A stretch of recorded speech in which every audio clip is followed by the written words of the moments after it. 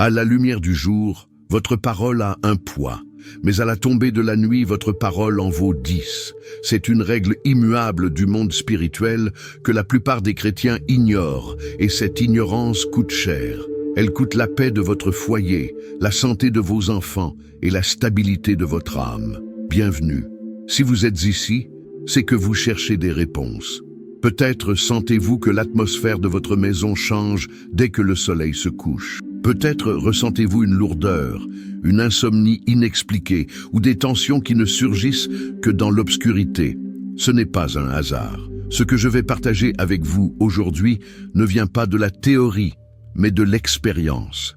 En tant que personne qui a connu les profondeurs des ténèbres avant de venir à la lumière, je sais comment l'ennemi opère, je sais ce qu'ils écoutent, je sais ce qu'ils attendent. Et le plus grand secret qu'ils ne veulent pas que vous sachiez, c'est que la nuit n'est pas seulement un moment pour dormir, c'est un territoire. La Bible est très claire à ce sujet. Dans l'évangile de Jean, au chapitre 13, verset 30, lorsque Judas sort pour trahir Jésus, le texte dit simplement « il faisait nuit ». Ce n'était pas seulement une indication de l'heure, c'était une indication spirituelle. La nuit est le moment où le code spirituel change. Le voile entre le monde visible et le monde invisible s'amincit. Aujourd'hui, vous allez apprendre la mécanique spirituelle de vos paroles nocturnes. Vous allez comprendre pourquoi certaines phrases apparemment innocentes agissent comme de la nourriture pour les esprits impurs. Vous allez découvrir comment vous avez peut-être, sans le savoir, invité des choses dans votre maison que vous essayez désespérément de chasser par la prière le lendemain matin. Mais avant de plonger dans ces eaux profondes et de vous donner les clés pour sceller votre maison, je vous invite à poser un acte prophétique simple. Cliquez sur le bouton « J'aime ». Ce n'est pas pour l'algorithme, c'est pour marquer votre présence dans cette assemblée virtuelle. Et dites-moi dans les commentaires, de quelle ville, de quel pays nous suivez-vous? C'est toujours une joie immense de voir l'armée de Dieu se lever aux 4 coins du monde.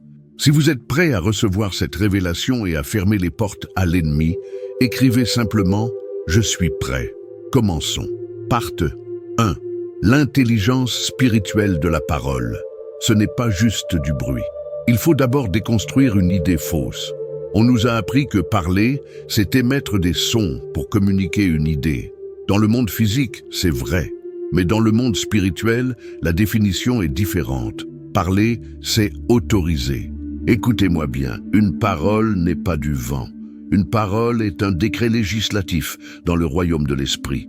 Proverbe 18, 21 nous avertit.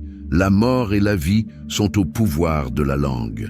Notez qu'il ne dit pas au pouvoir de Dieu ou au pouvoir du diable, mais au pouvoir de la langue. C'est vous qui tenez la télécommande. Durant mes années d'observation dans le passé, j'ai compris une chose fondamentale.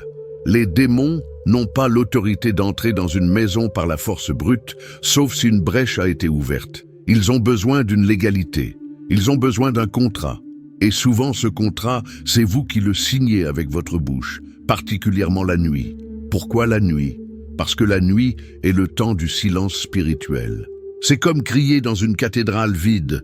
L'écho est puissant, long et porte loin. La journée, le monde est bruyant, l'activité humaine sature l'atmosphère. Mais la nuit, l'esprit de l'homme est plus vulnérable, le corps est fatigué, les défenses émotionnelles sont baissées. C'est à ce moment précis que le monde spirituel tend l'oreille. Une phrase dite à 14 heures sous le coup de la colère a un impact. Mais la même phrase dite à 23 heures ou à 3 heures du matin devient une invocation. Elle résonne, elle vibre dans les murs, elle reste suspendue dans l'air comme une fumée toxique. Vous devez comprendre que les entités spirituelles ne comprennent pas l'humour, l'ironie ou la façon de parler. Elles prennent toutes au premier degré. Elles cherchent des codes, des mots-clés qui fonctionnent comme des clés pour ouvrir des serrures. Si vous prononcez le code, la porte s'ouvre, que vous l'ayez voulu ou non. C'est une loi, tout comme la gravité. Si vous lâchez un verre, il tombe et se brise, même si vous ne vouliez pas qu'il se casse. Si vous lâchez une parole de malédiction la nuit, elle brise la protection divine, même si vous ne le pensiez pas vraiment. Part 2. Le concept de nourrir. Comment la parole devient un combustible. Allons plus loin dans la révélation. Le titre de cet enseignement mentionne que certaines paroles nourrissent les démons. Ce n'est pas une métaphore poétique, c'est une réalité littérale. Dans le monde spirituel, tout est énergie et vibration. La lumière se nourrit de louanges, de vérité et d'amour. Les ténèbres, elles, sont affamées. Elles sont dans un état perpétuel de manque. De quoi se nourrissent-elles? De basses fréquences. Elles se nourrissent de la peur, de la haine, du désespoir, de la luxure et de l'auto-sabotage. Imaginez que chaque émotion négative dégage une odeur spécifique. La colère a une odeur âcre. La peur a une odeur froide et métallique. Le désespoir a une odeur de moisissure spirituelle. Lorsque vous verbalisez ces émotions la nuit, vous libérez ce parfum dans votre maison. Pour une entité démoniaque qui rôde, cherchant qui dévorer comme le dit l'Écriture, cette odeur est un signal. C'est comme du sang dans l'eau pour un requin. Ils ne viennent pas par hasard chez vous. Ils sont attirés par l'arôme que vous cuisinez avec vos paroles. L'apôtre Paul nous dit dans Éphésiens 4, 26, 27, « Si vous vous mettez en colère, ne péchez point, que le soleil ne se couche pas sur votre colère et ne donnez pas accès au diable. » Pourquoi précise-t-il que le soleil ne se couche pas? Parce qu'une colère qui traverse la frontière de la nuit change de nature. Elle cesse d'être une émotion pour devenir une nourriture et un accès. Quand vous parlez malheur la nuit, vous dressez littéralement une table pour l'ennemi dans votre salon. Vous les invitez au festin. Et une fois qu'ils ont mangé, ils ne partent pas, ils s'installent, ils pondent leurs œufs de discorde, de maladie et de pauvreté. Partent 3. Ce qu'il ne faut jamais dire la nuit. La liste interdite. Maintenant que vous avez compris la mécanique, nous allons entrer dans le vif du sujet. Voici les choses précises que vous devez bannir de votre vocabulaire une fois le soleil couché. Écoutez attentivement, car beaucoup d'entre vous commettent ces erreurs chaque soir, sans le savoir. 1. Les grossièretés et les malédictions personnelles. Beaucoup pensent que dire un gros mot est juste un manque d'éducation. Non. Spirituellement, un juron est une malédiction compressée. La plupart des gros mots dans toutes les langues invoquent de la souillure, l'acte sexuel perverti ou la condamnation. Lorsque vous lancez ces mots dans le silence de la nuit parce que vous avez cogné votre orteil ou parce que vous êtes énervé contre une nouvelle à la télé, vous tachez l'atmosphère. C'est comme jeter de la boue sur un mur blanc. Cela laisse un résidu spirituel collant qui attire les mouches spirituelles. Belzébuth est appelé le seigneur des mouches. 2. Les auto-malédictions, le plus dangereux. C'est ici que le piège se referme sur beaucoup de bonnes personnes. La nuit, fatigué, on a tendance à s'apitoyer. On s'assoit sur le canapé et on soupire « Ma vie ne vaut rien. Je ne vais jamais m'en sortir. Je suis mort de fatigue. Attention à l'association, je suis plus mort.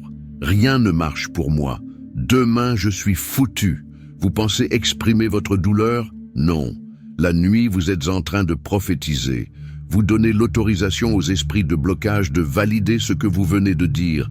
Le démon se dit, il l'a dit lui-même. Il a dit que rien ne marche. Nous avons le droit légal de bloquer ces projets demain matin. Ne soyez pas votre propre sorcier. 3.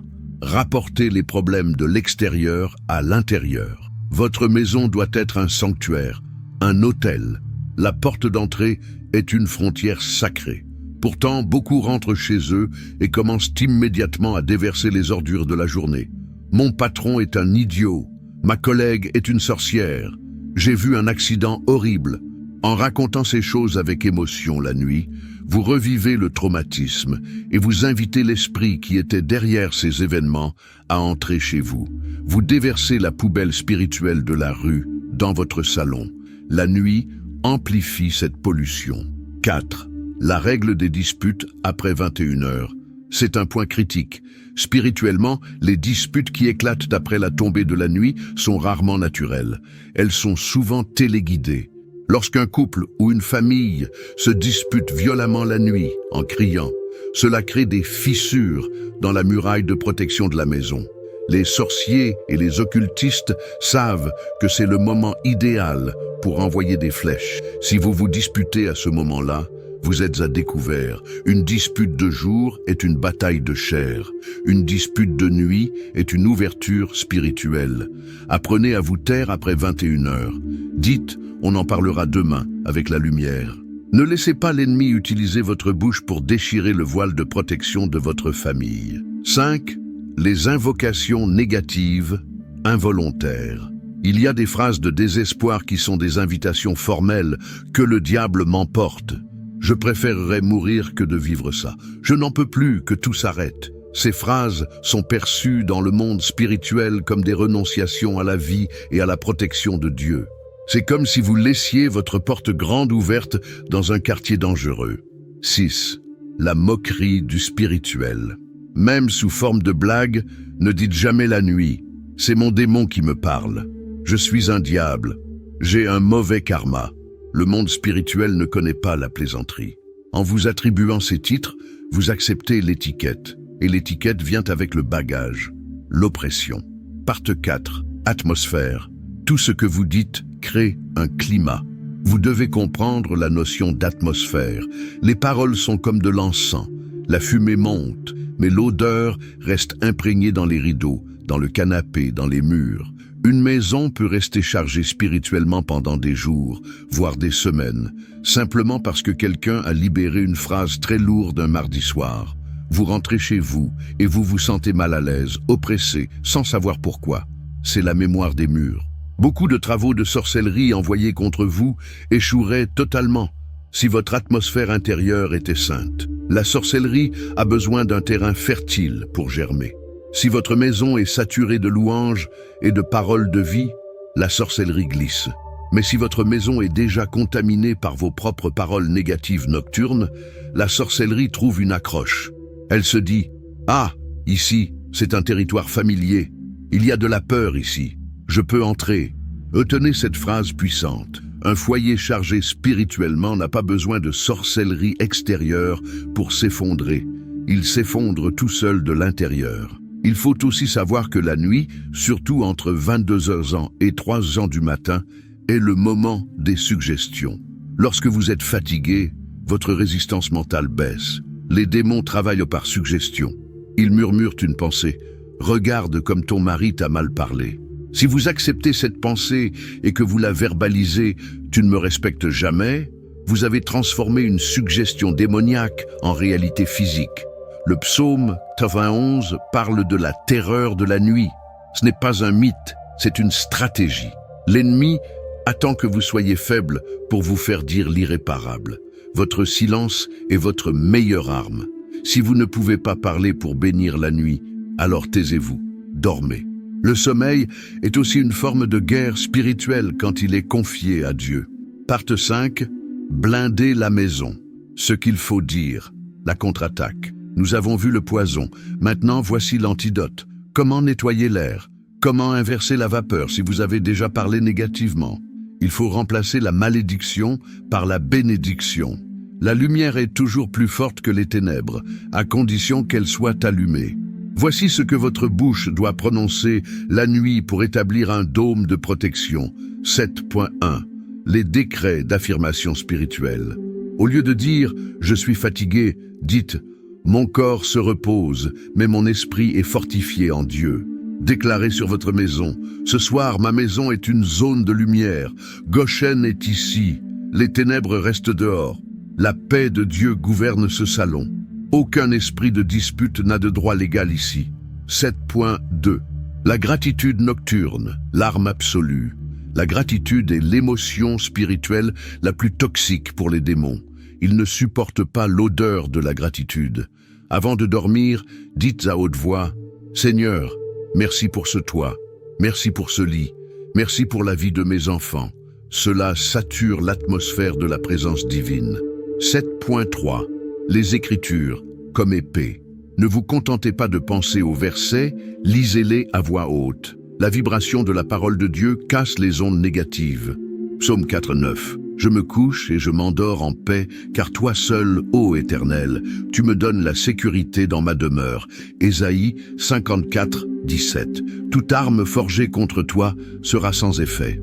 7.4. L'ordre d'autorité. En tant que propriétaire ou locataire, vous avez l'autorité territoriale sur votre espace.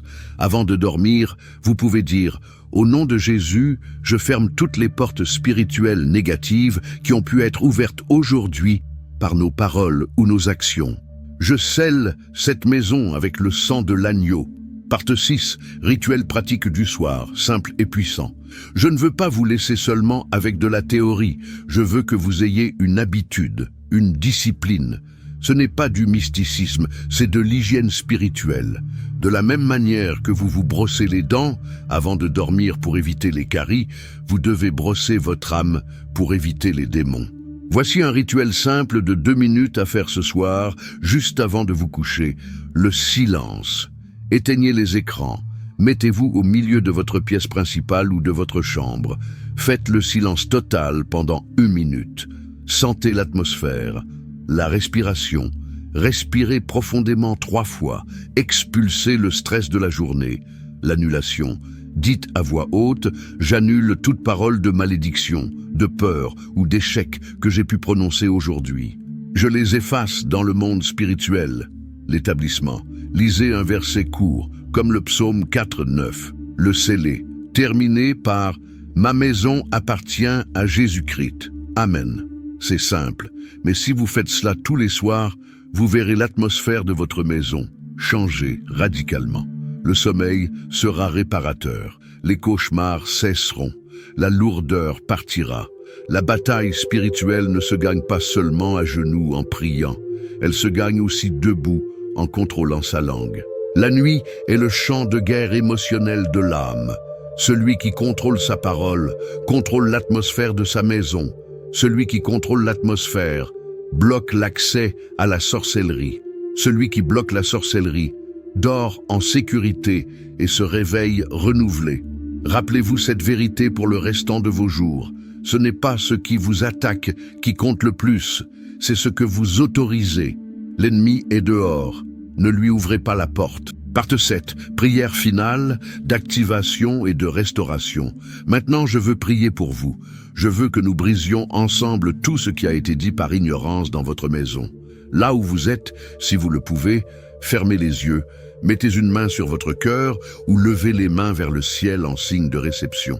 Ne soyez pas passif, recevez cette prière comme un manteau qui se pose sur vous. Père Céleste, au nom puissant de Jésus-Christ, je présente chaque personne connectée à cet enseignement maintenant. Tu connais leur maison, tu connais leur lutte, tu connais leur nuit sans sommeil. Seigneur, nous venons humblement demander pardon pour chaque parole oisive, chaque malédiction, chaque plainte et chaque colère que nous avons libérée dans l'atmosphère de nos foyers une fois la nuit tombée. Nous avons parlé par ignorance, mais aujourd'hui, la lumière est venue. Par l'autorité du nom de Jésus, je brise maintenant toute l'égalité que l'ennemi a obtenue sur ces maisons à cause des paroles prononcées. Je déclare que tout contrat signé avec les ténèbres par la langue est annulé, déchiré et consumé par le feu du Saint-Esprit. Je nettoie l'atmosphère de leur salon, de leur chambre, de la chambre des enfants. Que tout résidu de dispute, de haine et de peur soit balayé maintenant par le vent de ton esprit. Je décrète que leurs nuits ne seront plus des temps de terreur, mais des temps de visitation divine.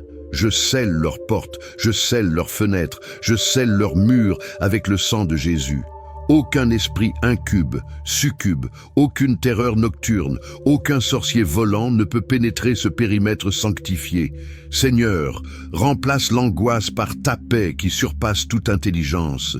Que cette maison devienne un petit ciel sur la terre. C'est fait, c'est scellé, c'est établi. Au nom de Jésus, Amen. Gloire à Dieu. Ressentez cette paix. C'est cela la véritable atmosphère d'un enfant de Dieu. Ne laissez personne vous voler cette paix ce soir. Maintenant, je veux entendre votre voix, votre cri de victoire. Il faut sceller ce que nous venons de faire. Je vous demande d'aller dans les commentaires et de déclarer une phrase de puissance, une phrase qui va rester gravée. Écrivez « Ma maison est un territoire de lumière ». Écrivez-le en majuscule. Imposez cette vérité dans le monde spirituel.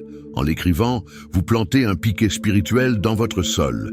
N'hésitez pas aussi à utiliser cet espace de commentaires pour témoigner, pour encourager un frère ou une sœur. Parfois, lire « Tu n'es pas seul » peut sauver la nuit de quelqu'un. Soyez cette lumière les uns pour les autres. Si cet enseignement vous a ouvert les yeux, ne le gardez pas pour vous.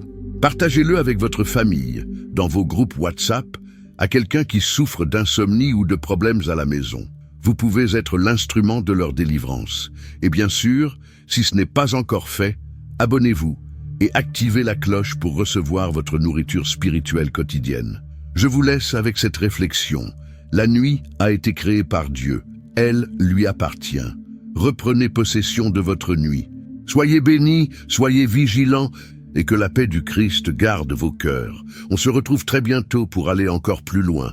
Bonne nuit, sous la protection du Très-Haut.